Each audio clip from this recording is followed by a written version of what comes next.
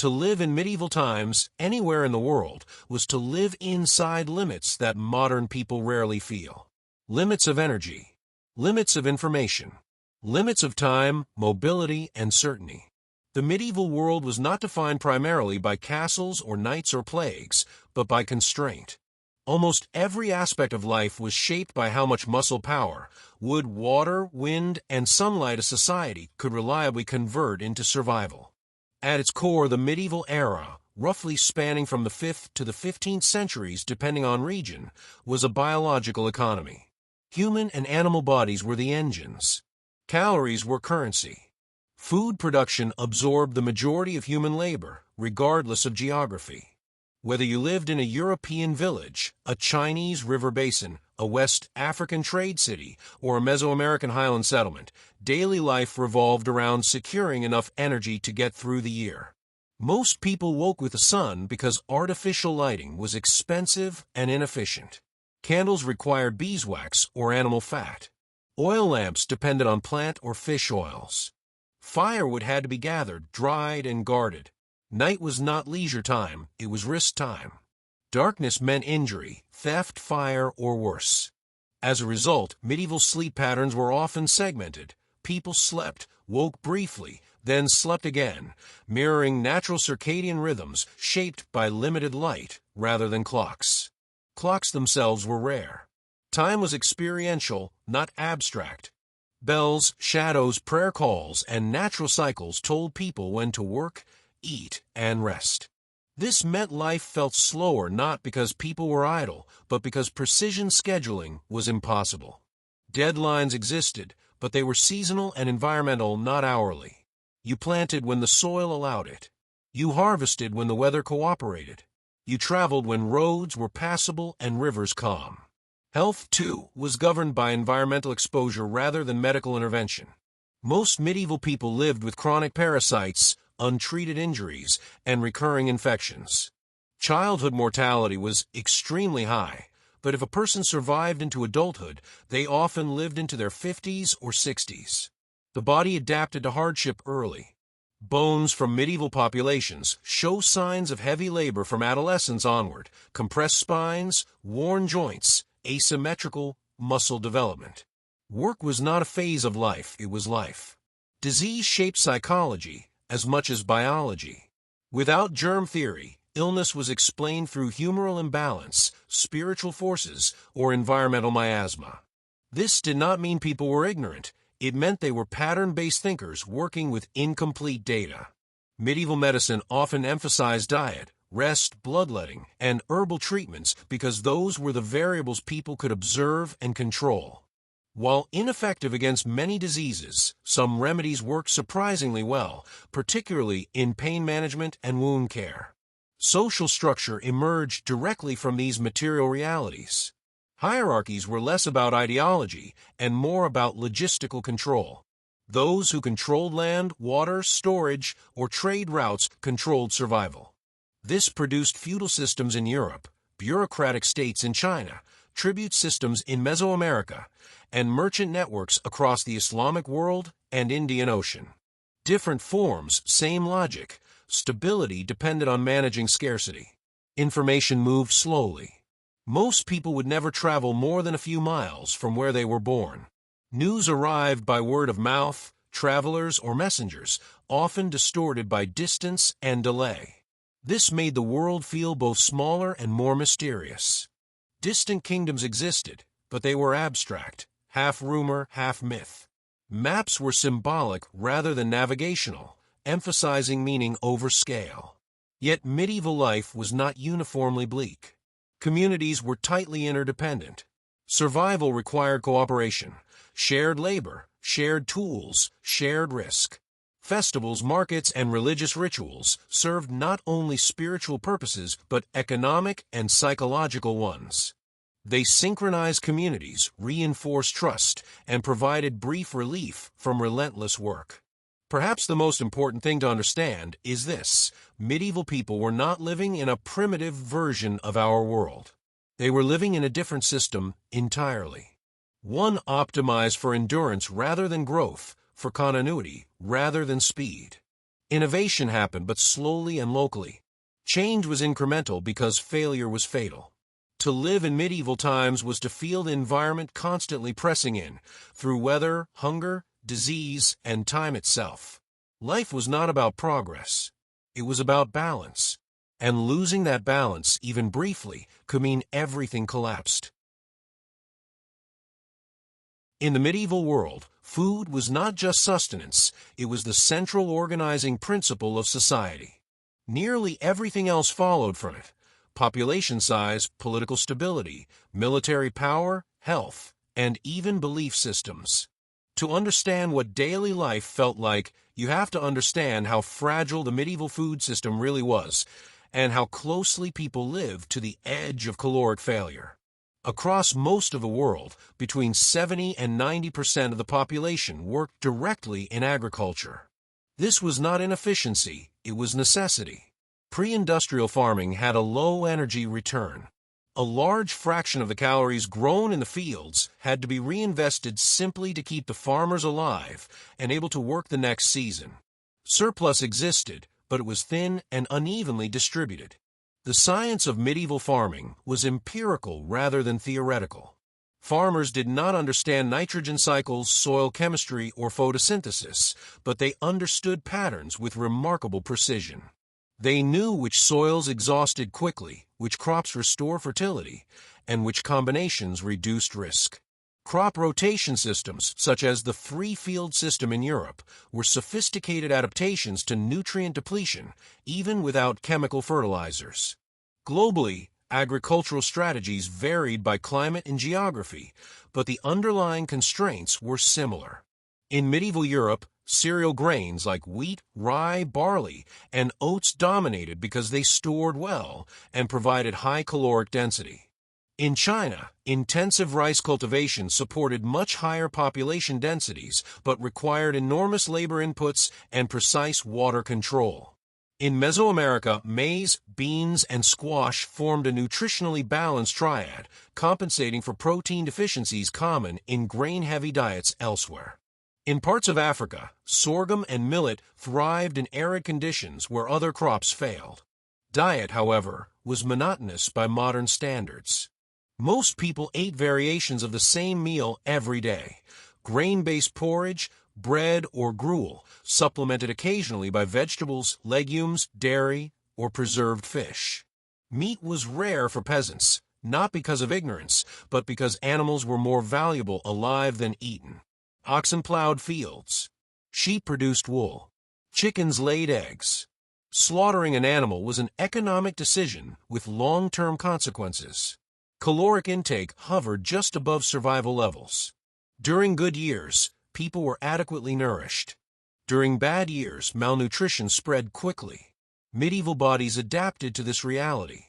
Skeletal evidence shows shorter average heights, delayed puberty, and periodic stress markers in teeth and bones, signatures of childhood hunger. These were not signs of collapse, but of a system operating with almost no buffer. Famine was the ever-present threat that haunted medieval life.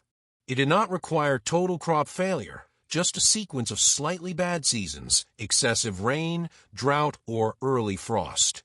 Because food storage technology was limited and transportation slow, local shortages could not easily be offset by distant surpluses. Grain might exist elsewhere, but it could not reach starving communities in time. When famine struck, its effects cascaded. Weakened immune systems made disease outbreaks more deadly. Social order frayed as people migrated, stole food, or sold assets at ruinous prices. Historical records show spikes in crime, child abandonment, and even cannibalism during extreme shortages, not as moral failures, but as biological desperation. Food preservation was therefore critical. Drying, salting, smoking, fermenting, and pickling were all widely used technologies. These methods alter nutrition and taste, but they extended survival through winter or drought.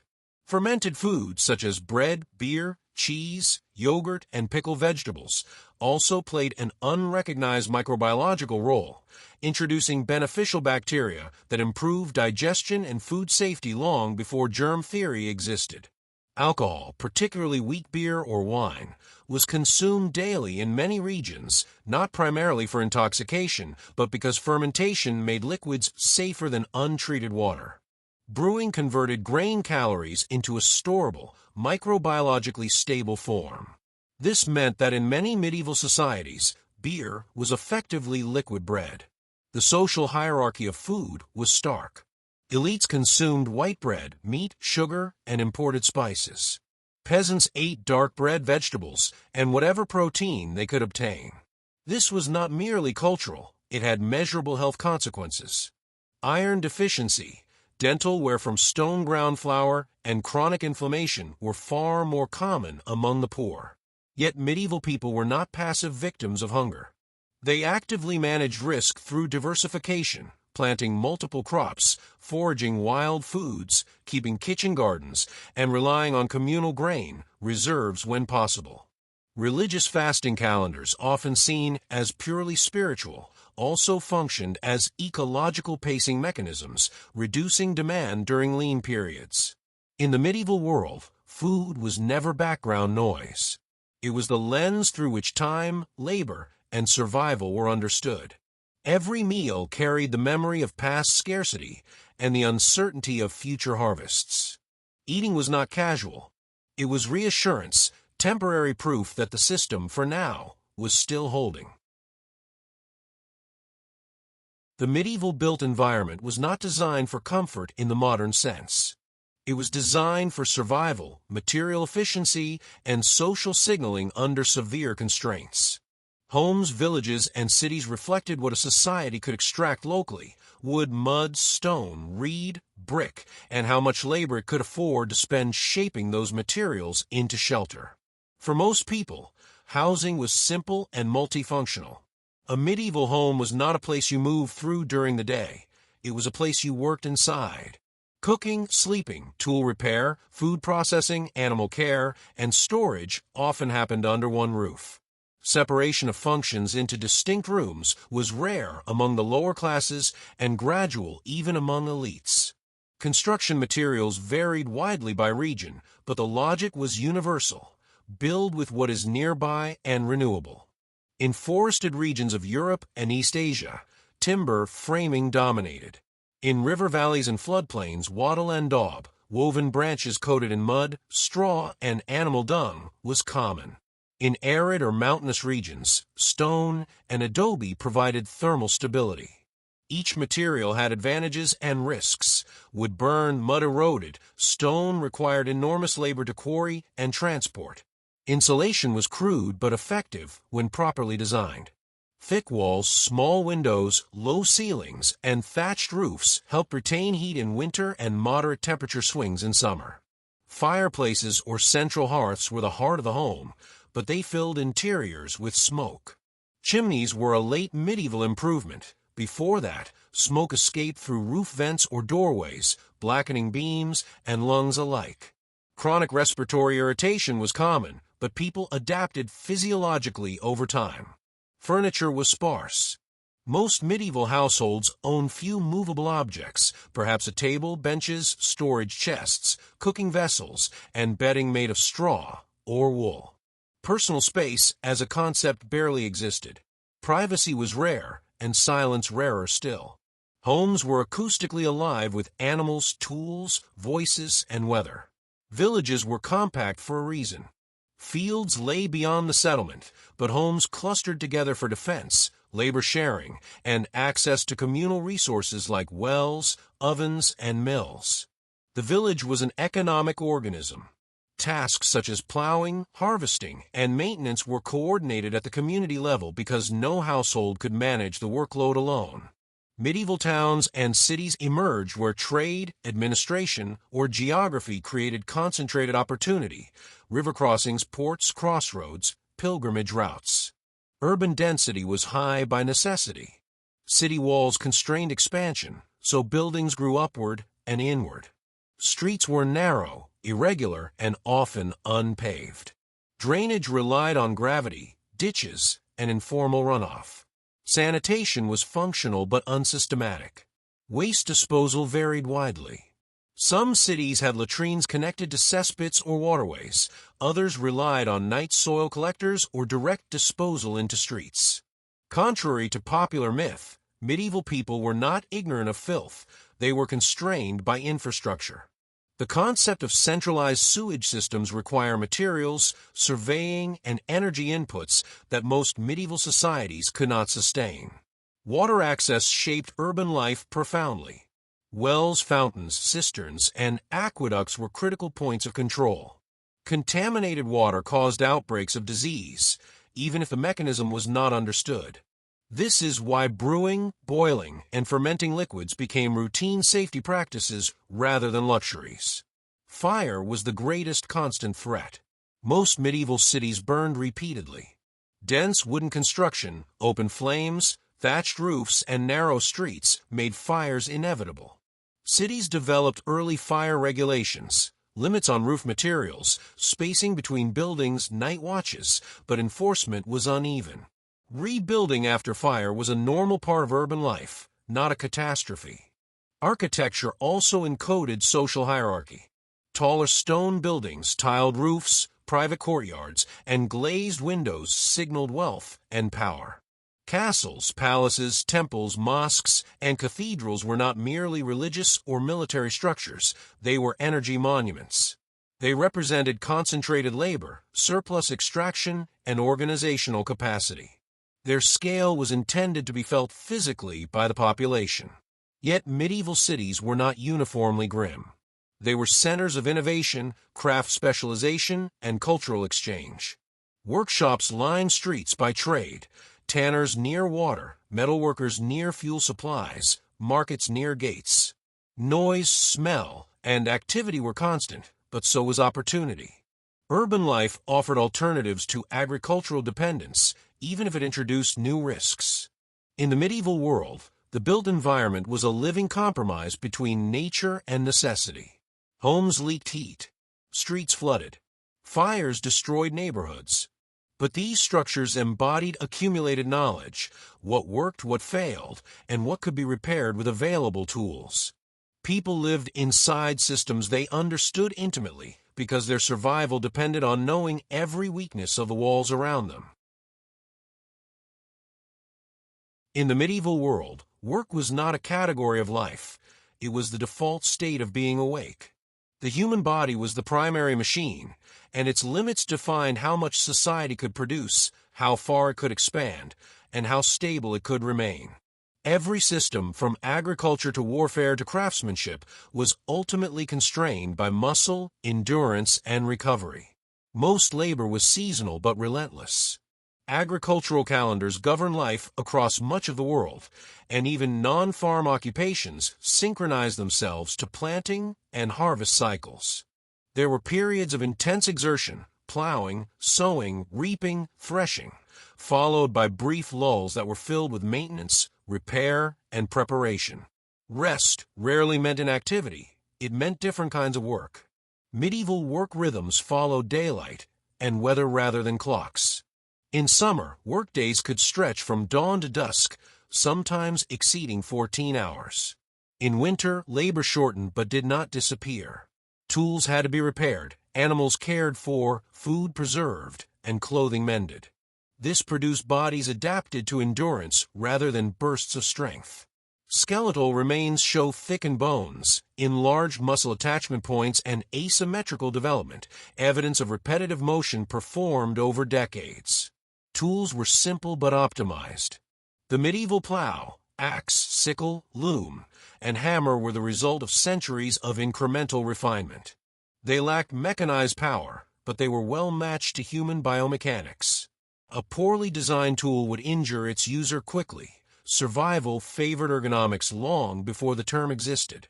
Craft labor introduced a different relationship between body and work.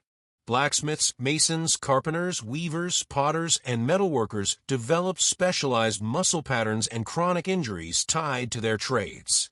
Apprenticeships began early, often in childhood, so bodies adapted during growth. Skill transmission was physical as much as intellectual. Knowledge lived in hands, posture, and muscle memory. Gendered labor divisions existed nearly everywhere, but they were practical rather than ideological.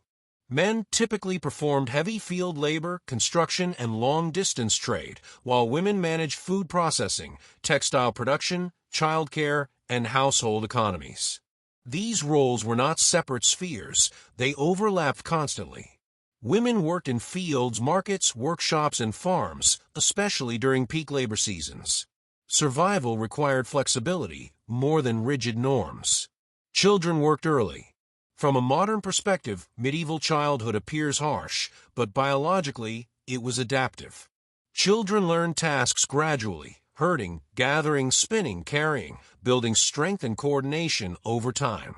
This reduced injury and increased lifetime productivity. Education, when available, was layered on top of labor, not a replacement for it. In urban environments, labor became more specialized, but no less demanding. Guild systems regulated training, quality, pricing, and competition. They also functioned as social safety nets, providing limited support during illness or old age. However, guild membership excluded many women, migrants, the poor, forcing them into informal labor markets with fewer protections. Fatigue was chronic, but not always debilitating. Medieval people paced themselves differently than modern workers. Without artificial lighting or stimulant-driven productivity, work followed natural energy cycles. Short breaks, seasonal variation, and communal labor reduced burnout in ways that modern industrial schedules often ignore. Still, injuries accumulated. A broken limb, infected wound, or chronic pain could end a working life abruptly. Medical treatment for work-related injuries was pragmatic. Bones were set, wounds cleaned and cauterized, herbs applied to reduce pain or inflammation. Many treatments were ineffective, but some were surprisingly functional. The real limitation was not knowledge, but sanitation and infection control. Old age was not uncommon, but it was physically taxing. Without pensions or mechanized assistance, aging workers relied on family, guilds, or charity. Those without support often continued light labor until death. The idea of retirement did not exist. Productivity declined, but usefulness did not necessarily vanish. Knowledge and supervision retained value even as strength faded. Perhaps most striking is how deeply identity was tied to labor. A person was known by what they did: farmer, mason, weaver, smith, not as a job title, but as a social role. Work anchored people in their communities and gave structure to time itself. To lose the ability to work was not merely an economic loss, it was a social and psychological rupture. In the medieval world, the human body was both asset and liability. It powered civilization, but it wore out under the strain. Life expectancy, social status, and security all flowed from how long a body could continue to produce value. Work shaped posture, health, and self-understanding from childhood to death, leaving its marks etched permanently into bone and memory. In the medieval world, health was not a stable baseline. It was a fluctuating condition that could change rapidly with the seasons, the harvest, or a single injury.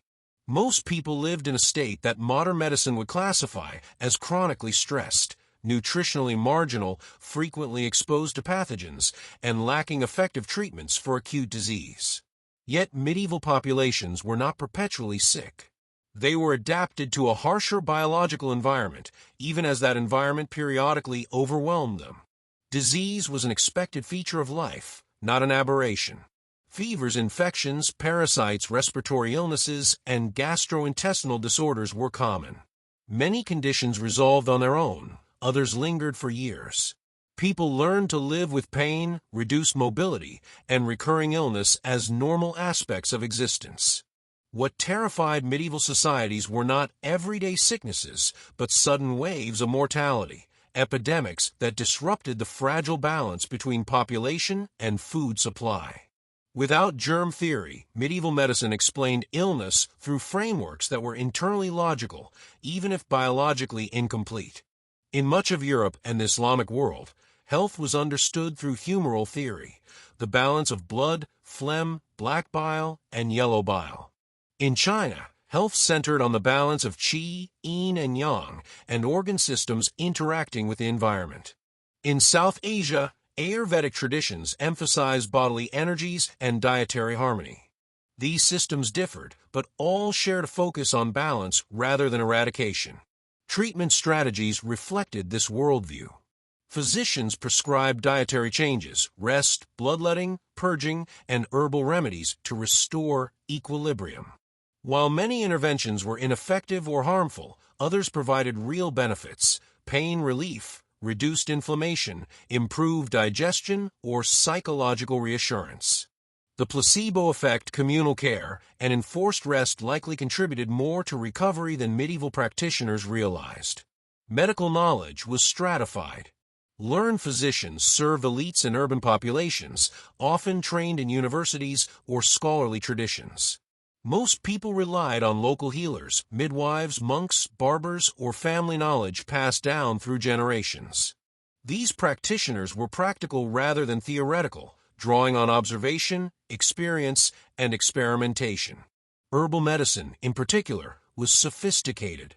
Many medieval remedies contained compounds now recognized as analgesic, antiseptic, or anti-inflammatory. Surgery existed, but it was limited by pain management and infection. Procedures such as amputations, wound cauterization, abscess drainage, and bone setting were performed when necessary, often as last resorts. Survival depended on speed, cleanliness by medieval standards, and the patient's overall health. Alcohol, herbal sedatives, or physical restraint were the primary forms of anesthesia. Childbirth was among the most dangerous medical events. Maternal and infant mortality were high, especially during complicated deliveries. Midwives played a crucial role, possessing extensive practical knowledge of anatomy, labor progression, and neonatal care.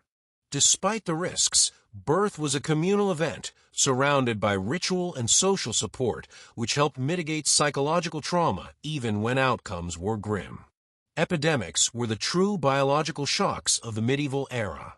Diseases such as smallpox, measles, influenza, and plague periodically swept through populations with devastating effect.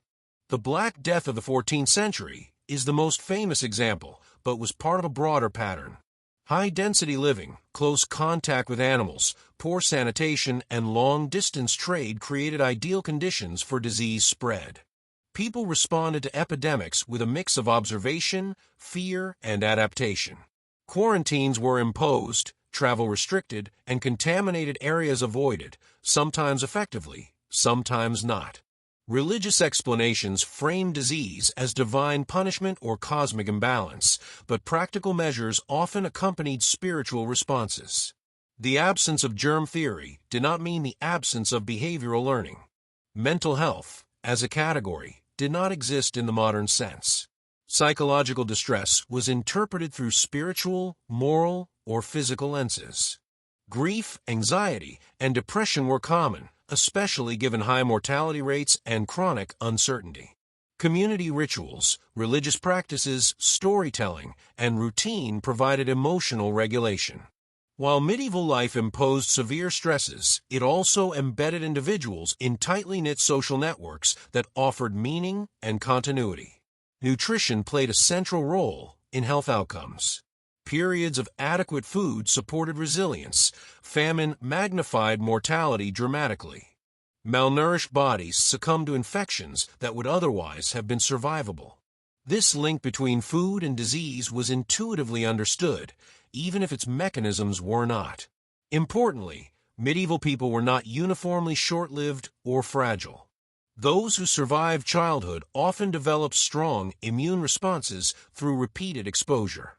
Skeletal evidence shows many individuals healed from serious injuries, fractures, and infections, proof that recovery was possible even without modern medicine. Health in the medieval world was not about eliminating risk. It was about enduring it. Medicine focused on managing symptoms, restoring balance, and supporting the body's own capacity to heal. Life expectancy was shaped less by ignorance than by biology, environment, and energy limits. Disease was not a failure of the system. It was a constant pressure acting upon it. In the medieval world, belief was not a separate domain of life. It was the framework through which reality itself was interpreted. Religion, cosmology, ritual, and moral order were not abstractions layered on top of daily existence. They were tools for understanding a world that was unpredictable, dangerous, and largely uncontrollable by human means. Across medieval societies, belief systems served a common purpose. They explained why things happened when material explanations were incomplete or absent. Crop failure, disease, birth defects, storms, victories, and defeats all demanded interpretation. In the absence of modern science, meaning filled the explanatory gap, providing psychological stability in a world where randomness could otherwise feel intolerable. Religious life was deeply embedded in daily routines. Prayer times structured the day. Festivals marked agricultural cycles. Sacred calendars regulated work, fasting, and rest. In Europe, Christianity shaped moral life and political legitimacy. In the Islamic world, daily prayer, almsgiving, and legal scholarship structured social order. In South Asia, Hindu and Buddhist traditions shaped concepts of duty, rebirth, and suffering. In East Asia, Confucian ethics, Taoist cosmology, and Buddhist practice guided governance and personal conduct. In the Americas, cosmologies tied human survival directly to cosmic balance and ritual obligation. These belief systems were not merely faith-based, they were organizational technologies. They synchronized large populations without centralized enforcement. Shared rituals created trust. Shared moral codes reduced internal conflict. Shared narratives explained inequality as cosmic order rather than systemic injustice, stabilizing societies operating under extreme scarcity. Religion also provided a language for suffering. Medieval life involved frequent loss: children, spouses, friends, entire communities. Belief systems transformed grief into narrative.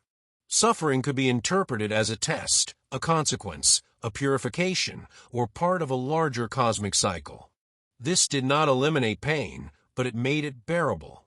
Modern psychological frameworks often underestimate how powerful meaning is as a survival tool. Institutions of belief accumulated enormous power because they controlled interpretation. Clergy, scholars, monks, imams, priests, and ritual specialists mediated between the material and spiritual worlds. They preserved texts, taught literacy, recorded history, and legitimized authority. In many regions, religious institutions were the primary centers of education, healthcare, and social welfare. Yet belief was not uniform or static. Folk traditions, local spirits, ancestor worship, charms, and superstitions coexisted alongside formal doctrine. Medieval people lived in layered belief systems, blending official theology with practical rituals aimed at controlling risk. Amulets, blessings, and protective symbols were not signs of ignorance. They were risk management strategies in a world full of unseen threats. Importantly, belief systems also shaped scientific inquiry. Medieval scholars did not see faith and observation as opposites. Studying nature was often framed as understanding divine order. Astronomy, medicine, mathematics, and engineering advanced within religious contexts. Islamic scholars preserved and expanded classical knowledge. European monasteries maintained agricultural and technological innovations. Chinese scholars integrated cosmology with practical governance. Moral life was collective rather than individualistic. Behavior was evaluated by its impact on social harmony and divine order, not personal fulfillment. Shame and honor were powerful regulators. Reputation could determine survival, especially in small communities where trust was essential. Fear of the unknown permeated medieval consciousness, but was balanced by ritual control. Blessings before journeys, prayers before harvests, rites for the dead, and seasonal festivals all created moments of certainty. These practices anchored people emotionally, even when outcomes remained uncertain. Belief also justified violence and hierarchy. Wars, persecution, and social exclusion were often framed as moral necessities. This darker side of belief reinforced power structures and suppressed dissent.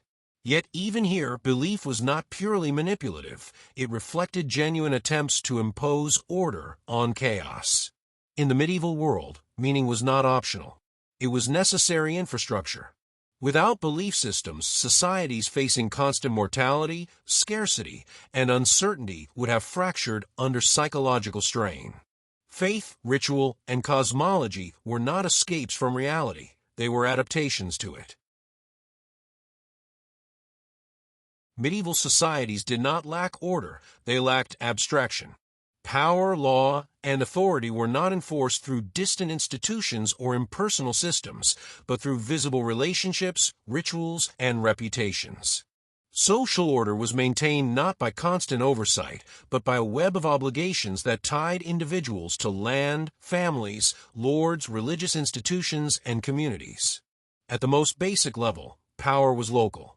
Centralized states were weak by modern standards because communication was slow, record-keeping limited, and enforcement costly.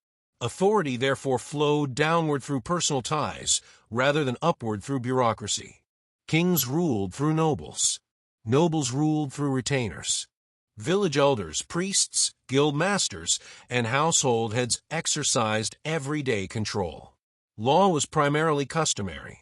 Rules were remembered, performed, and negotiated rather than written and universally applied. Legal systems emphasized restitution over punishment because labor was valuable and prisons expensive. Fines, compensation, public apology, or ritual reconciliation were common responses to wrongdoing.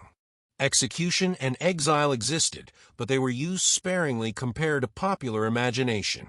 Justice was public and social. Trials were community events.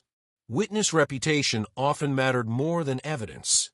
In many regions, oaths carried enormous weight, not because people were naive, but because perjury threatened one's standing in a tightly interdependent society. Losing trust could mean economic and social death. Different legal traditions coexisted. Feudal law governed land and obligation. Canon or religious law governed marriage, morality, and inheritance. Merchant law regulated trade across regions. In the Islamic world, legal scholarship produced relatively standardized jurisprudence. In China, bureaucratic law emphasized order and hierarchy. Medieval people navigated multiple legal systems simultaneously, choosing forums strategically when conflicts arose. Violence was an accepted but regulated tool of power. Feuds, duels, and private warfare occurred, but they followed norms. Unlimited violence was destabilizing and therefore discouraged. Lords were expected to protect dependents. Failure to do so weakened legitimacy. Power depended less on force than on the perception of fairness and protection. Land ownership was the core of authority in agrarian societies. Control of land meant control of food production and labor. Feudal obligations, rent, labor service, military duty, were economic arrangements as much as political ones. In return for protection and access to land, peasants surrendered a portion of their surplus and autonomy. This was exploitative, but also stabilizing in a high-risk environment. Urban power worked differently. Cities often negotiated charters granting autonomy in exchange for taxes or military support. Guilds regulated economic life and mediated disputes. Wealth, skill, and collective organization provided leverage against feudal authority. This created pockets of relative freedom, but also intense regulation. Punishment aimed at deterrence and restoration rather than rehabilitation. Public shaming, fines, mutilation, or corporal punishments served as warnings. In societies where social cohesion was critical, exclusion was one of the harshest penalties. Being cast out removed access to food, protection, and identity. Corruption existed, but it was visible. Power holders were known personally, which limited anonymity, but increased favoritism. Medieval people were acutely aware of injustice, and revolts occurred when obligations were perceived as violated. Peasant uprisings, urban revolts, and religious movements reveal that medieval populations were not passive subjects. They understood power and contested it when survival was threatened. Importantly, order relied on mutual dependence. Elites needed labor. Peasants needed protection. Merchants needed stability. Religious authorities needed legitimacy. When these balances failed, through famine, war, or epidemic, social order frayed quickly. Medieval law was not blind or universal. It was relational. Who you were, where you stood, and who stood behind you mattered enormously. Power was personal, visible, and negotiated daily. This made medieval societies resilient in stable times and fragile during systemic shocks. In the medieval world, war was not an exceptional event that interrupted normal life. It was a recurring condition that shaped how societies organized themselves, how people planned for the future, and how communities understood risk. Even those who never carried weapons lived under the shadow of violence, because medieval conflict rarely stayed confined to battlefields. Medieval warfare was slow, localized, and deeply destructive to civilian life. Armies were small by modern standards, but they lived off the land. Supplying troops through centralized logistics was extremely difficult, so soldiers foraged, requisitioned, or simply took food from surrounding populations. This meant that the approach of an army could be as devastating as a famine, stripping villages of grain, livestock, and tools essential for survival. Most medieval people encountered war not as combatants, but as victims of its indirect effects. Fields went unplanted, harvests were destroyed, trade routes collapsed, and labor was diverted toward fortification or defense. A single campaign could undo years of agricultural stability. Recovery was slow, and repeated conflict could permanently depopulate regions. Violence was unevenly distributed. Borderlands, trade corridors, and contested territories experienced chronic insecurity, while interior regions might enjoy decades of relative peace. This created stark differences in lifestyle. In unstable areas, homes were built defensively, settlements clustered tightly, and food was hidden or stored communally. In safer regions, infrastructure grew more open and specialized. Weapons technology shaped daily fear. Swords, spears, bows, and later crossbows were lethal but required training and proximity. Armor offered protection, but it was expensive and heavy. For most people, the threat was not professional soldiers, but raiders, small groups seeking food, valuables, or captives. Banditry flourished where authority was weak, blurring the line between war and crime. Castles, walls, and fortifications were not symbols of grandeur, they were survival infrastructure. They concentrated power and protection, but also imposed obligations. Peasants might flee to fortified sites during raids, but doing so meant abandoning fields and animals. Defense preserved lives, but often sacrificed livelihoods. Psychologically, medieval people developed a different relationship with insecurity. Risk was assumed, not avoided. Travel involved danger. Markets could be attacked. News of violence traveled slowly and often arrived distorted. This uncertainty produced caution, ritual protection, and reliance on local knowledge rather than long-term planning. War also functioned as an economic system. Ransom, plunder, land seizure, and tribute redistributed wealth upward. Captives could be sold, exchanged, or forced into labor. These practices were normalized within the logic of survival and power. Moral condemnation existed, but it rarely stopped participation. Importantly, violence was regulated by custom.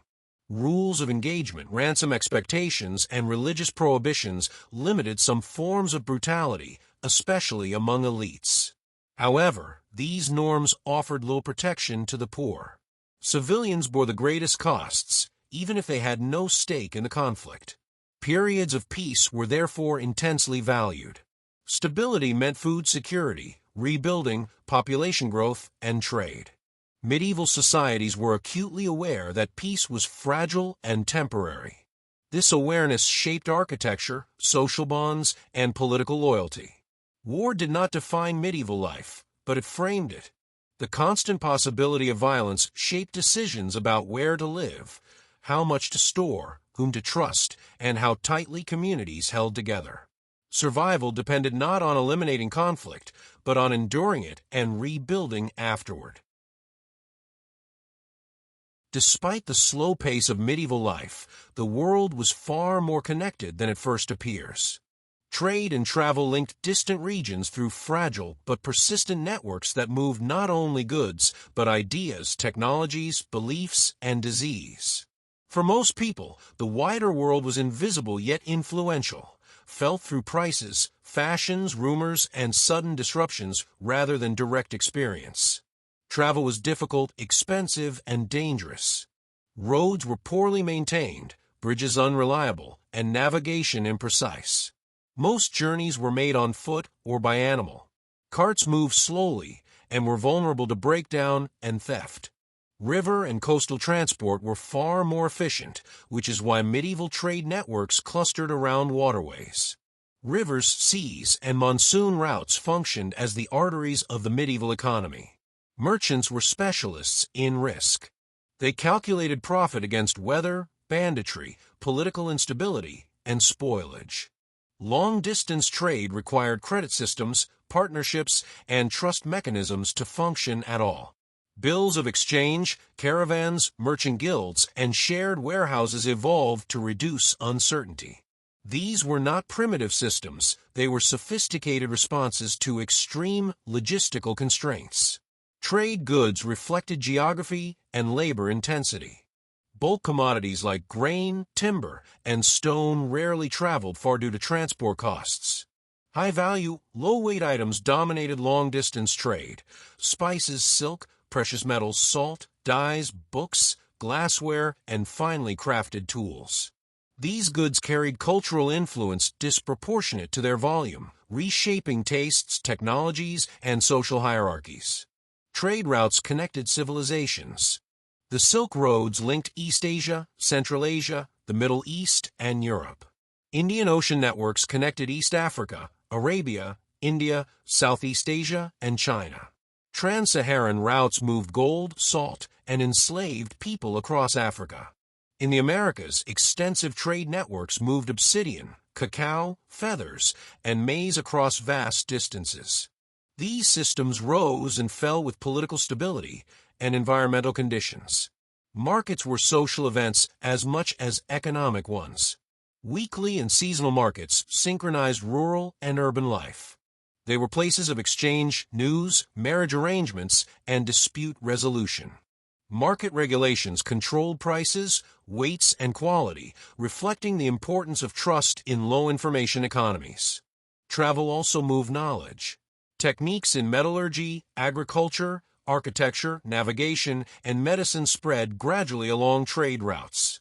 Innovations rarely appeared suddenly. They diffused unevenly, adapted to local conditions. Paper numerals, gunpowder, the compass, crop varieties, and irrigation methods all traveled long distances before reshaping societies. Disease followed the same paths. Trade and travel networks allowed pathogens to move faster than societies could adapt. Epidemics often accompanied periods of increased connectivity.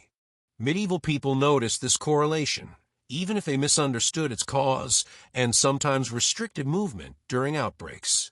For most individuals, travel beyond their region was rare. Yet the presence of foreign goods, languages, and visitors made the world feel larger and more complex than local life suggested. Pilgrimages, military campaigns, and seasonal labor migrations expanded horizons for a minority whose experiences then filtered back into communal memory. Trade also reshaped power. Cities at crossroads grew wealthy. Rulers taxed commerce. Merchant classes gained influence, challenging traditional land-based hierarchies. This tension between agrarian stability and commercial dynamism became one of the defining pressures of the late medieval world. The medieval world was not isolated, it was unevenly connected. Distance mattered, but it was not absolute. Information traveled slowly, distorted by retelling, but traveled nonetheless. The wider world existed not as a map, but as a shifting sense of possibility and threat, carried by merchants, pilgrims, and rumors moving just fast enough to change societies over time. To live in the medieval world was to inhabit a reality where stability was provisional and survival was an ongoing negotiation.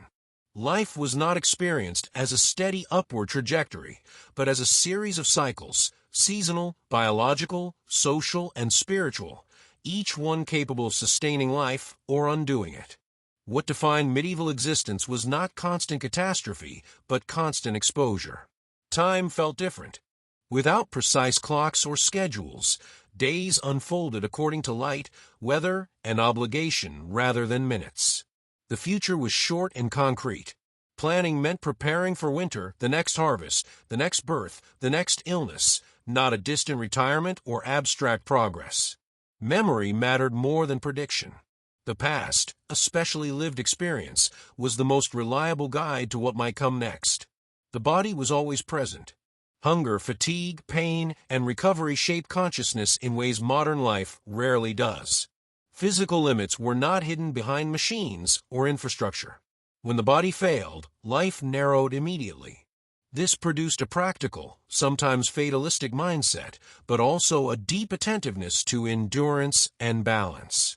Uncertainty was not a psychological anomaly, it was the background condition. Weather could destroy crops. Disease could erase families. War could undo generations of work. Yet this uncertainty did not paralyze medieval people. It trained them.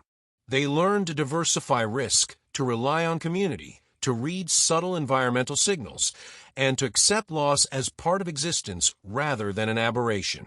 Community was inescapable. Privacy, individuality, and mobility were limited. Everyone was known, observed, and remembered. This could be oppressive, but it was also protective. Survival depended on reputation, cooperation, and shared labor. Loneliness as a chronic condition was rare. Social pressure was constant. Belief systems gave structure to suffering and hope to continuity. Meaning was not optional, it was necessary. Ritual, tradition, and moral order anchored people in a world where control was limited. These frameworks were not escapist, they were stabilizing technologies that allowed societies to function under relentless stress. Violence and authority were ever present but uneven. Most people lived long stretches of life without direct combat, yet always within reach of its consequences. Security was local, personal, and fragile. Trust in power rested on protection, not ideology.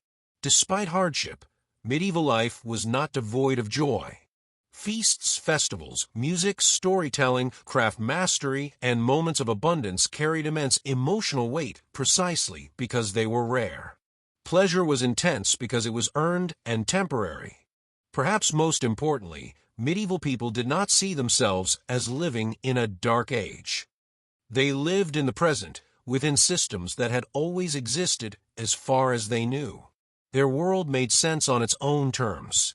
It was coherent, functional, and human, shaped by limits rather than liberated from them. To be medieval was to live close to the edge, but also close to meaning. Civilization did not move quickly, but it endured. Life was not optimized for comfort or growth, but for continuity. And in that continuity, passed from generation to generation through labor, belief, and memory, medieval societies sustained themselves for centuries.